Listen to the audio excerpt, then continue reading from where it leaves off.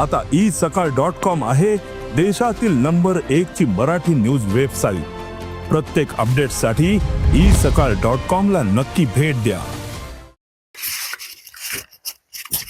राज्याचे महसूल मंत्री चंद्रशेखर बावनकुळे यांनी राज्यातील प्रत्येक गावामध्ये आणि प्रत्येक शेतकऱ्यासाठी एक पांदन रस्ता म्हणून एक GR काढला होता।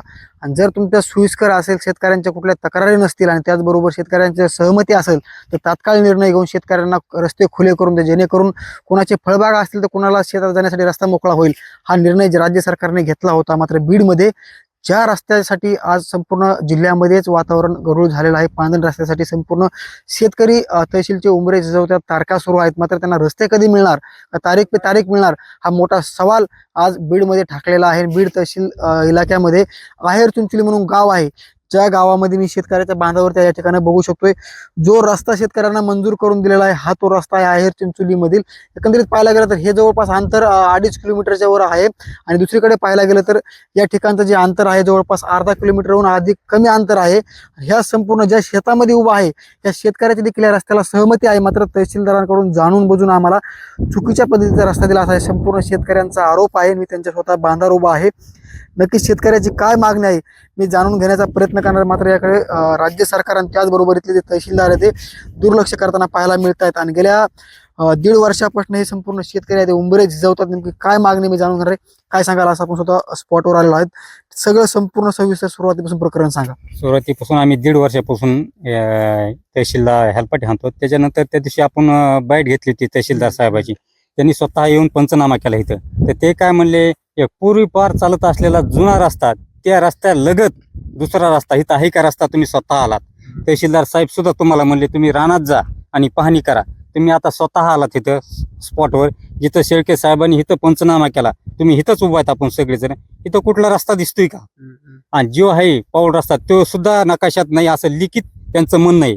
आणि त्याच्यानंतर ते तहसीलदार साहेबांनी आदेश दिला, आदेश सुद्धा चुकीचा आहे, जेणेकरून अर्जदार यांचा अर्ज मंजूर करण्यात यावा असं लिहायला पाहिजे।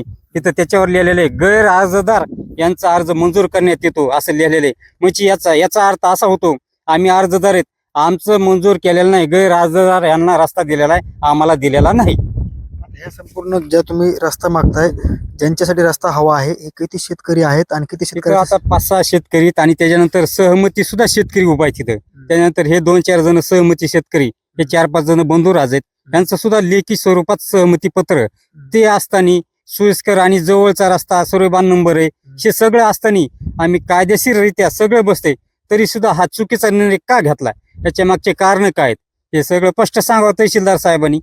तुम्हाला बी स्वतः किती तारखा केल्या आतापर्यंत तहसील? आम्ही आता 1.5 वर्षात बघा ना भरपूर तारखा झाल्यात आमच्या। आमचं आर्थिक नुकसान बी झालं, काम धंदे सोडून। आता मला काय म्हणायचंय, तहसीलदार साहेबांनी कुणी बी मला आता 4-5 क्विंटल खत आणायचे, त्यांनी आणून दाखवा, कुठं जिथं रस्ता आहे का रानात आणून दाखवा, माझी मागणी संपली। आम्हाला काय म्हणायचंय, तुम्ही जवळ आणि सोयीस्कर रस्ता असताना तुम्ही 2-2 किलोमीटरचे रस्ते देता, कोणाच्या तरी काहीतरी साठ लोटस उघड दिसते ना। आणि त्याच्यामध्ये त्यांच्या आदेशामध्ये सुद्धा चूक आहे, चूक म्हणजे निर्णय सुद्धा चूक आहे, ते आदेश बी चूक आहे, म्हणजे सगळं चुकीचं आहे याच्यात। त्याच्या मागचं स्पष्ट येत आहे की देवाणघेवाण केली। तहसीलमध्ये तुम्ही उभे ठाकलेले होतात, दररोज तुम्ही उंबरे झिजवतात, काय तुमचा एकंदरीत आरोप असणार आहे? पुढची दिशा काय असणार तुमची? आरोप काय पुढच्या दिशेत सरळ तहसीलदार साहेबांनी देवाणघेवाण करून आमच्याकडे तर काही पुरावे नाहीत, पण ह्याच्या मागचं स्पष्ट दिसतंय त्यांचे कुणी आहेत का नातलग, ते आम्ही आहेत का नातलग, मग जो सत्य निर्णय तो का दिला नाही? नियमाने जे खरं ते द्या ना, परिस्थिती बघा। अजून या मी कलेक्टरला साहेबाला सुद्धा असं निवेदन देणार आहे, वाटल्यास तुम्ही सुद्धा येऊन पाहणी करावी। त्यांनी तर केलेली करून सुद्धा त्यांनी चुकीचा निर्णय घेतलेला आहे। कलेक्टर साहेबाला मी आता भेटणार आहे, जाऊन लेखी निवेदन सुद्धा देणार आहे। आता आमची येईन तर ही 15 तारीख आहे। माझे वकील शशिकांत सावंत शी सुद्धा हे निकाल बघून हैराण झाले, म्हणले आपलं सगळं खरं असताना हे असा चुकीचा निर्णय का दिला तहसीलदार साहेबांनी? याच्या पाठीमागचं कारण एकच आहे, देवाणघेवाण झाली, स्पष्ट दिसून येत आहे। काय तुमच्या शेतामध्ये उभा आहे, ज्या शेतामधनं कुठली हरकत नाही, तुम्ही सहमती दिलेली, तरी बी रस्ता का दिला जात नाही? साहेब आम्ही 233, 218, 223 या सर्व नंबर रस्त्याने आम्ही सहमती दिलेली आहे। सर्व नंबर जवळच्या हा आम्ही 5-4 जणांनी भावानी सहमती दिलेली, पण त्यांनी न मान्य करता त्याने आमच्या भावाच्या दिनकर रामचंद्र सोरसे यांचे 1.5 एकर जमीन आहे. त्यांनी 2.5 किलोमीटर 1 किलोमीटरचा अंदाज दिलाय लांबणीचं. फार 1 किलोमीटर जाते बघा ते कोठे पोचतो. चुकीचा निर्णय दिलेला आहे. आणि त्यांनी ज्या टायमाला इथं पंचनामा केला ते विरोधी दिशेने असं लिहिलेलं आहे पंचनाम्यात. हा दक्षिण उत्तर गाव उत्तरेकडे राहते साहेब आणि रस्ता जिथे दक्षिणेकडे. हे कोणचा नियम आहे? 2.5 किलोमीटरवर शेतकऱ्यांकडे जायचं पुणे 1.5 किलोमीटर म्हणजे 3.5 किलोमीटर त्यांना जायचंय. कसं काय जायचंय? म्हणजे चुकीचा निर्णय ज्या झाला. ठिकाणी आपल्याला जायचं आहे त्या ठिकाणी 2.5 किलोमीटर वरून प्रवास करावा लागतोय. मात्र त्याच शेतकऱ्यांचं असं म्हणणं आहे जर आम्हाला आमच्या शेतामध्ये यायचं आम्हाला अर्धा किलोमीटर सुद्धा रस्ता लागत नाही, तो रस्ता आम्हाला का दिला जात नाही? म्हणजे जाणून बुजून शेतकऱ्यांची पिळवणूक या ठिकाणी केली जाते. माझ्यासोबत बाबा आहे तिथं. काय तुम्ही भाऊ सगळे तुमची सहमती आहे, तुमचं म्हणणं काय नेमकी? कोण आता मी नाही, हे भाऊ आहे त्यांचा. मी आपला